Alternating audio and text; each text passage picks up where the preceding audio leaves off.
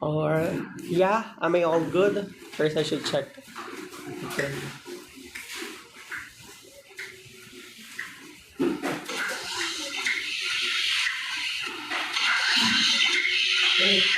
Hello, who's there? Momo lang pala.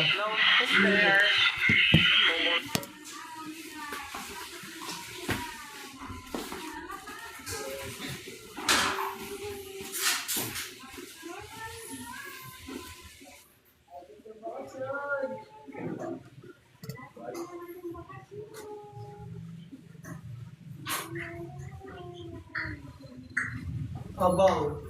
Bu, ginagamit ko. Nagla-live ako eh. Nagla-live ako. Ito nga. Nag-ano, may tinatawag sa weekly gratitude. Weekly gratitude 2025. Live mo ah. Ano? Ikaw pinakasik ka. Nakita mo? Oo. Magla-live pa nga ako uli. Oh, naka-live. Yan po siya.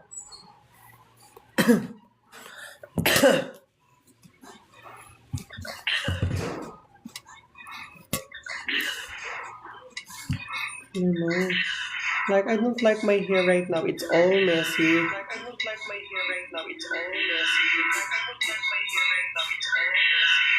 But this is what it really looks like. She's in CR. I think she's taking a bath.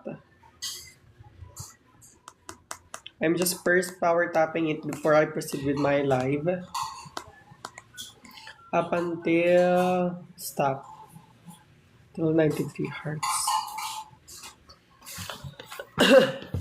Anyway, that I'm back. Now that I'm back, I will just make it quick as I don't want any of my family hear what I told on my weekly gratitude. But on January 5, 2025, here's what I actually read. Nakanood ako ng free ren showing an adventure is filled with long gaps of mundane times. I'm not grateful for the fights with Sheila in New Year. I don't really remember what fight or what are we fighting for on 2025 New Year's. Did we ever even fight? As we get to fight, I think on monthly basis. Was this fight just traumatic at least for her and also to me that it was on my writing? But since it was on this, I guess so. Kasi nahirapan siyang huminga sa mga sinabi ko, hu. Was the words that I told her about, was the truth that it really hurts her, that she experienced having hard time to breathe? Minsan, silence talaga is the best answer. And actions na lang tayo bumawi. Obviously, need ko ng cooperation niya if one niya matulungan ko siya in my own ways. Pag-interact ako with neighborhood kids, finding it more worthwhile than mindlessly playing ML. Hu. Wow, bumawi ngayon si Rich sa pagluluto. Bukas ay another week of fixing my good neighbors, unorganized, merely survived work. Ow. So I think this was those time when I am still working at when I still have a part-time on Good Neighbors. What's my unorganized and merely survived work that I'm talking to? Was this all of those APR videos and photos that I took of their sponsor child? How was this become unorganized, or was I just being looking back on that, you know what, I could survive that with ease, but I have this habit of overthinking things that I did way back then, but as a teacher now and with my co-workers, I don't get to overthink a lot. Mostly I procrastinate compared to when I was alone doing that work of taking videos and photos of different of I think greetings. What is it what they call that? But now that I am working with other people, I get to see their work and also compared it with what I did, and causing me not to overthink. But during those time, maybe I am overthinking that I thought that my work was unorganized and I just merely survive. Next is on January 13, 2025. I said, sana I wrote, sana makapag-set ako ng short-term and long-term goals. Halimbawa, hanggang April 2025, short-term, pero long-term ay January 2025.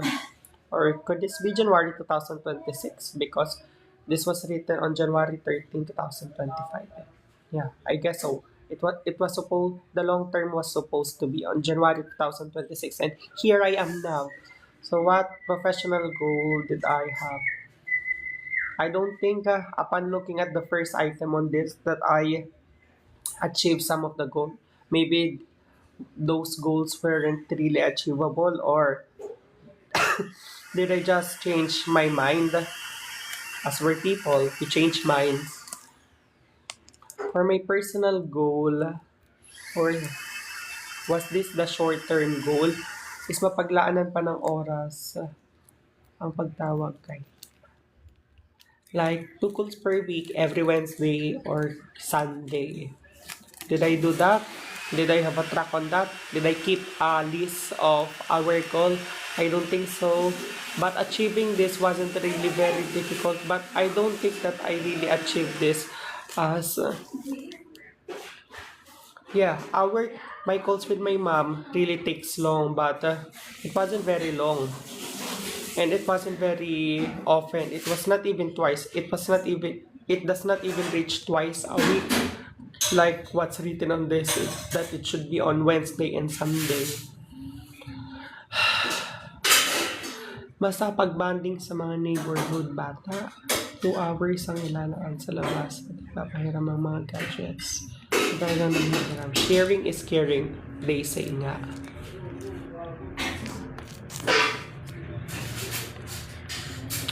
This was myself talking to me.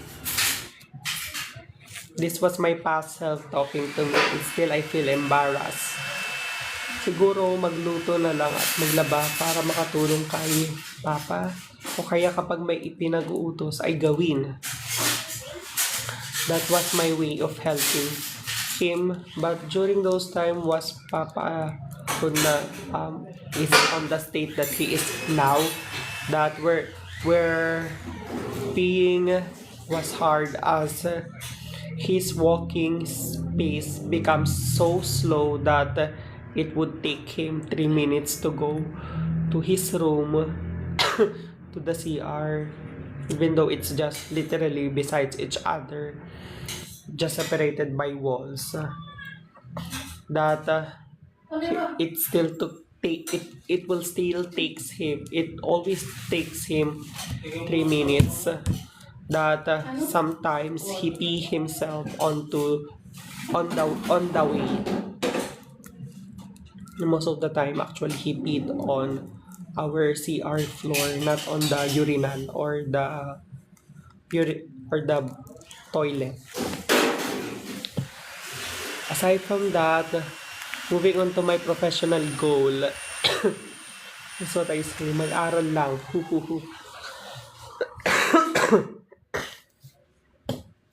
Kapag may random vid, I dot once a day lang, pero dapat medyo stick sa mga NMAT topic. So, during these times, I really wanted to focus on my NMAT. That even now, I still search different medical or medicine related topics. I still wonders and have a look at it myself on ChatGPT, the things that I notice on my everyday living that is related to that. But now that that was not my plan anymore and everything changes, I think I will need to focus first on getting myself a work overseas. Next is NMAT review checklist. I think I made this checklist What's it is mostly generated by the ChatGPT. Like there's a learning topic, and all of those topics build up on each other.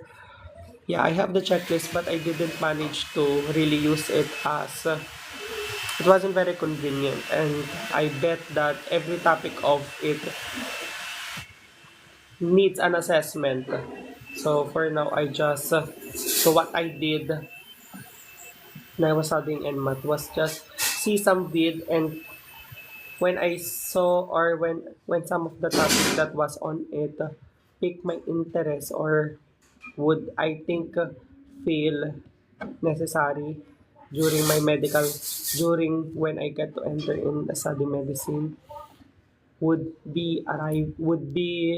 come in handy. Still, I didn't really have those, or that thing wasn't really. Yeah, it was made, but it was not followed. But it was on my professional goal, so I guess it is checked. Next up is this. On February, ay gumawa ng checklist ng kailangang topic sa medicine subjects. There, studying medicine have a lot of topics, so it was hard. Good thing that I didn't get to immerse myself on that. But some of my manuscript or the things that I use, the notebooks, different printed materials, PDF was still on me. Some of it were deleted, but the notebooks, the writings was still on my storage or was on still on me, was not thrown yet. So I've still got that evidence, but I don't really get to.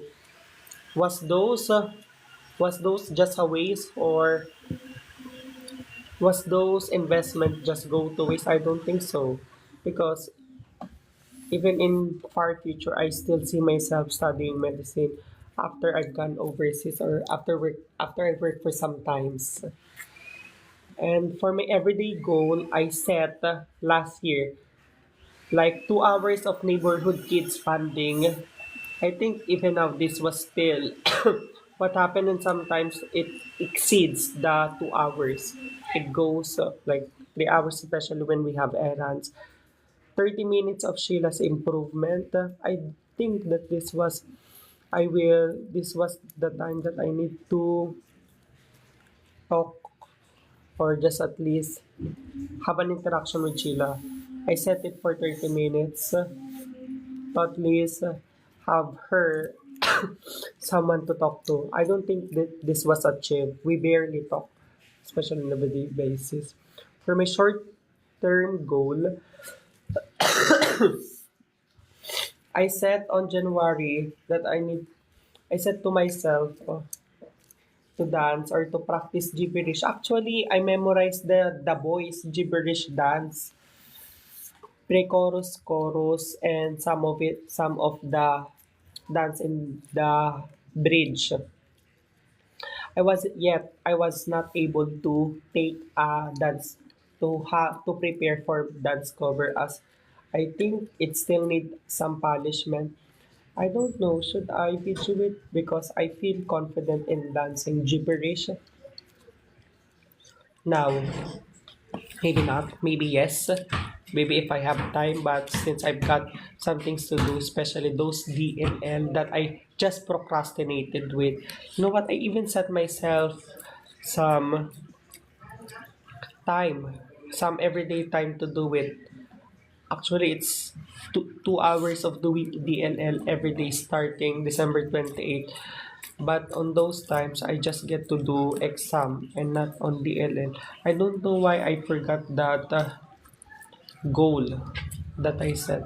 But now that I remember it, I will not get to do gibberish only if all of my pending works at my teaching position would be fulfilled, that I will have this run. And on February, I list that I need to makapagpagawa ng salamin sa mata. Was this the salamin that I'm talking to? Maybe. I think this is the salamin. And actually, I get this from EO. I made this done on EO when I am with Pogi on that time. And on May, mag-apply ng NMAT. I don't get to apply on NMAT as I don't feel really confident of my knowledge on different subjects. Hi. And now I am on different path. And on January 21, 2025, my next journal, my next gratitude weekly things. What did I wrote on this? Mukhang masaya ang araw ko. Natutunan ko ng mag-adjust sa tulog ko. Yung tipong di ko na kailangang magpatagal pa. Yeah, magpatagal pa. Like, was during those times I am having a hard time to sleep. Maybe I am really having a hard time, but during these past years or half this year, I don't really think that I feel this hardship wherein it will take me an hour or two to fall asleep.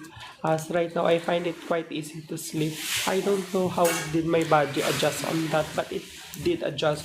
Maybe I'm just tired at work that my body just wanted to have a rest. Only, but sometimes or rarely, when I choose to, I will puyat. What's puyat? I still lack sleep, especially when I am very distracted with my devices. And on February 17, 2025, anyari sa'yo bakla? Check naman ang salamin sa mata. Pero ba't di ka nakakapag-apply sa NMAT? I don't know, was this because of lack of financial? That I did not apply for NMAT. Maybe I don't really feel confident yet, or I wasn't really so sure about taking a path of a doctor, that I didn't really push myself to apply for NMAT. February 20, ito ang gumagawan na ng schedule para alam ang nangyayari sa life, at I was at mindless doom scrolling of random cultural trending YTV. That was a lot of adjective for just one noun, YTV. I describe it as random cultural trending, and still I love it. Doesn't contribute well to my wants, just a way to make time flies a little faster and the moments easier. Those were the only things that I wrote on my 2025 weekly journal. I didn't get to write anything after this. Maybe I just get myself distracted, or I forgot. Maybe I forgot. But I still have some notes on my Keep. I saw this when I searched gratitude. Up until March 23, here's my last three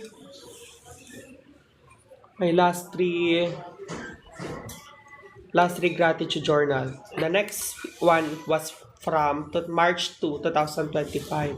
What did I wrote on this? Okay, this. Hi self, please monitor the times that you are being strayed by doom scrolling and watching unrelated YTV. Try monitoring it and limit it half only hour a day. Plus, bawas-bawasan mo na ang pag-EML. Even 2 games is a valuable asset in knowledge. You know what? How did these games keeps on popping on my journal? I'm not even addicted to it. Upon looking at my match play, it's about 5,000. And upon comparing with other player friends that Huddle ML player that I followed, they've got like more than 5,000, like 7,000, even 10,000. One of them got 14,000. He's Lito. I'm not addicted to it, but upon playing it, I don't feel like it was right, or after playing some games, like maybe 3 games, I feel like I did worse, or I missed on some things, but was that different from just thinking, or from just was that different even for just daydreaming? Daydreaming was also not healthy. so with gaming. So far, ang talagang thankful lang ako, ang nakapanood ako ng buong season 1 ng Chainsaw Man. So, I watched Chainsaw Man season on March. Wow, I still remember those characters. Even in an unhealthy one-time binging. So, could I mean that I finished season 1 by just one sitting or by just a day or the two? Wow. How did I become thankful of that? That wasn't even something to be thankful for. And additionally, mga 2 arc ng Frieren recap ang napanood ko. It was about match art. Then again, kaka-install ko lang ML sa Pixel ko. Talaga. may multi-touch issue na this. Sunod naman siguro ay pagdidelete ko ng screenshot DL by March 9. March 9. Next, that it was quite a big jump. It was my gratitude about on March 23. The topic doesn't really change. It was still about binge watching, reincarnated anime. Even this was when I get to complain about my salary at Domus. Like, here's what I quote. Should I be thankful having a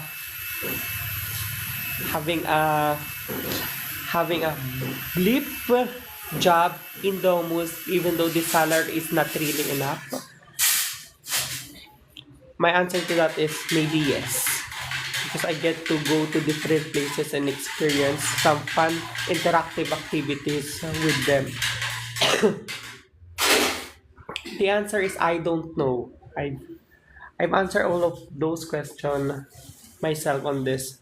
I'm just clueless as ever in experimenting. Though the experiments are not that really analyzed in the end, collecting data has always been useless because I don't get any valuable lessons learned from it. I have stumbled upon this video as in right now that I think could be a lifesaver at least teach me that there is some mindset that are not actually good and hindering us from being consciously happy. I think I would pursue a more experimentalist from now on and let's just check what will I do. I know that the gratitude isn't really about having a good job, paying enough salary, and is being productive that it feels like you want to escape it. But in the process, you know that it will make you happy, but in the end, it wasn't still enough. So instead of being goal obsessed, I think I would be happy and feeling gratitude by learning something new. My grammar here was not correct. I didn't paste it on the scriber to correct this. Don't know why. And for my last gratitude journal, quite a short jump. On March 26, 2025, here's what I wrote. Thankful sa nakapagturo ng maths sa grade 4 topic of decimals, fractions, and mixed numbers. I think this was those time. I think I still remember it that I get to substitute Sir Jude to teach math on grade 4 on GB campus. Yeah, I teach them decimals, fractions, and mixed numbers. And still, my memory of teaching those was quite vivid. I get to teach it in the way that everyone got to say a word. Like, everyone answer some problem on the board. And that's how I taught them. And also, kaninang umaga ay nagising ako ng 5 a.m. At kahapon natulog ng 11 p.m. Kaya medyo nakakabawi na ng sleep. Like 5 a.m. natulog, ay nagising pero 11 p.m. nakatulog. But more is need pa. Enough ang time para makapagluto ng cabbage on tomato sauce. You know, I love cooking cabbage on tomato sauce as that was quite an easy recipe. Sarap haluan ng century tuna. Now that, yeah. See my tendency was to start an activity that I would just end or forget shortly after. So the weekly gratitude thing that I did just happened for about a week, and it doesn't really flew. Hi, hello Ate Marisol, are you still here? Happy New Year's to you.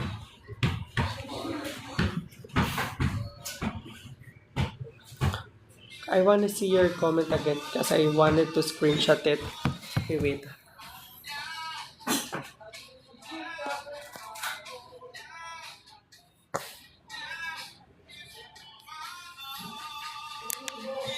She sent me rose. And what will I do with those rose? I wanna. So thank you everyone for thank you for those who stumbled upon my TikTok live. We'll now end this and memory close. I don't get to promise or to to keep. I don't wanna say any promises as I just wanna live my 2026 little more peacefully and a little more simply, though lot of things happen in a decade, and having this irritating feeling like you know what, a decade or a year just passed in a blink of an eye was worse. That is one of the feelings that I don't really want to feel anymore, but feeling those was just feelings, and I don't really wish for that to affect my daily life as I get to go on with my life. I hope that it would turn okay.